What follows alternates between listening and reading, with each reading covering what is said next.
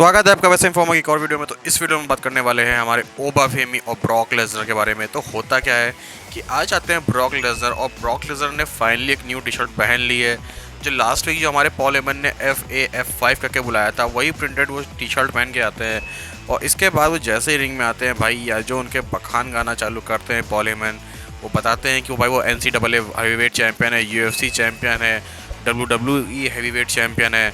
तो ये सब वो चीज़ें पूरी गिना रहे होते हैं। और इसके बाद वो बोल देते हैं मेन इवेंट भी ब्रॉक लेसनर को, क्योंकि मैंने आपको बताया था कि WWE कहीं ना कहीं वो मेन स्ट्रीम में जाने की कोशिश कर रही है, जहाँ पे एक टाइम पे अंडरटेकर थे और उनकी एक स्ट्रीक चल रही थी। तो अंडरटेकर को कहीं ना कहीं रिप्लेस करने की बात कर रहे होते हैं, और फिर से यहाँ पे मेंशन करा जाता है स्ट्रीक के एंड होने का। और इसको भाई बिल्कुल अच्छे से बो डाउन करते हुए हमारे ब्रॉक लेसनर स्वीकार भी करते हैं कि भैया उन्होंने बहुत बड़ा कीर्तिमान हासिल किया था।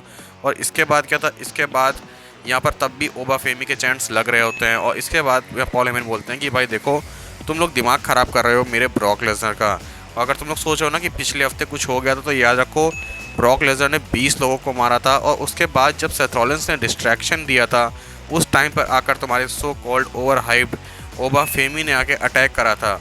तो भाई बिल्कुल भी उस चीज़ में मतलब ये मत सोचो कि दोबारा हो सकता है। तो मतलब जो ओबा फेमी ने यहाँ पर मार पिटाई लगाई थी ब्रॉक लेसनर की, उसको वो कहीं ना कहीं डिफेंड करने की कोशिश कर रहे होते हैं। और आगे पॉल हेमन बोलते भी हैं कि भाई ये नैरेटिव WWE हमेशा से करती आ रही है कि ये आएगा, ये ब्रॉक लेसनर को ओवरकम करेगा, ये स्ले करेगा बीस्ट को।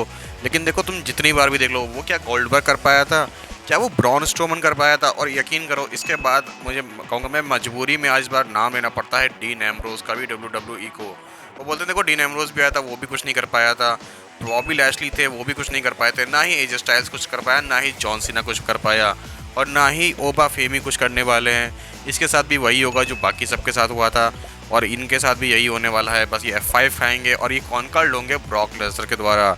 बट मुझे सच में यहाँ बहुत अजीब लगा कि अब तक WWE AEW को थोड़ा सा इग्नोर करती थी, लेकिन अब ये आलम आ गया है कि भाई अब उनको डीन एम्ब्रोज का नाम लेना पड़ता है अपने अपने रेसलमेनिया के इस मोमेंट्स को हाइप करने के लिए। क्योंकि सही बताऊँ इस वक्त उतनी हाइप तो नहीं इतनी रेसलमेनिया की होनी चाहिए। तो कहीं ना कहीं खबरों में आने के लिए यहाँ पर डीन एम्ब्रोज का नाम लिया गया है, इसके अलावा कुछ नहीं होने वाला है। वरना नाम तो आप भाई बिग शो का भी ले सकते थे, बिग शो ने भी उठा के फेंका हुआ था। ब्रॉक लेसनर को काफ़ी हद तक मैन हैंडल करके रखा है कई सेगमेंट्स में ब्रॉक लेसनर को बिग शो ने। तो बिग शो का यहाँ पे नाम नहीं लिया गया, बट बाकी डीन एम्ब्रोज का ले लिया गया, जिसने कभी मैन हैंडल शायद किया भी नहीं था।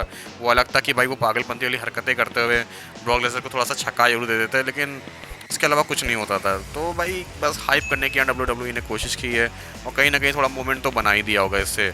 बाकी इसके बाद क्या होता है, इसके बाद भाई ओबा फेमी आते हैं, और ओबा फेमी की जो भाई एंट्रेंस होती है, मैं कहूँगा उनका एंट्रेंस म्यूजिक इतना खतरनाक उनकी एंट्रेंस को नहीं बनाता है जितना वहाँ की पब्लिक बनाती है। मतलब जिस तरीके से वो कनेक्ट होती है ओबा फेमी के साथ, वो एक अलग लेवल की चीज़ है।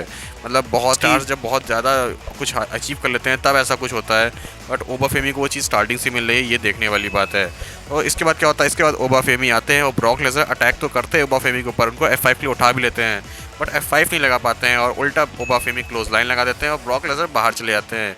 और बस इतना से सेगमेंट होता है, और इतने में ही पता नहीं ऐसा क्या दिखा दिया गया। आई थिंक इससे कहीं ज़्यादा ब्रूटलाइज या इससे कहीं ज़्यादा नीचे दिखाया है बिग शो ने और हमारे ब्रॉन स्ट्रोमन ने। तो इन दोनों के द्वारा जितना मैन हैंडल किया गया है, और इसके बाद जो उन दोनों के साथ हुआ है वो आप भी जानते हो, आपने मैच देखा है। हालांकि वो हुआ विंस के टाइम पर है और अभी ट्रिपल एच का टाइम चल रहा है, तो कुछ हो सकता है कि यहाँ पर ओबा फेमी को कुछ हाईलाइट मिल जाए। बट आई थिंक यहाँ पर मैं अभी भी मैच में जाना चाहूँगा ब्रॉक लेसनर के साथ, कि बिल्कुल भले जितना मैन हैंडल करेंगे ओबा फेमी को एक मतलब ताकतवर तो दिखाया जाएगा, बट वो ब्रॉक लेसनर को नहीं हराने वाले हैं, ये क्लियर है। तो ब्रॉक लेसनर मेरी तरफ से अभी भी फेवरेट है। बाकी आप बताओ कमेंट सेक्शन में कि आपका कहना है इसके बारे में, और बताइए कमेंट सेक्शन में, और लाइक शेयर सब्सक्राइब करिए चैनल को। मिलते हैं नेक्स्ट वीडियो में, तब तक के लिए गुड बाय।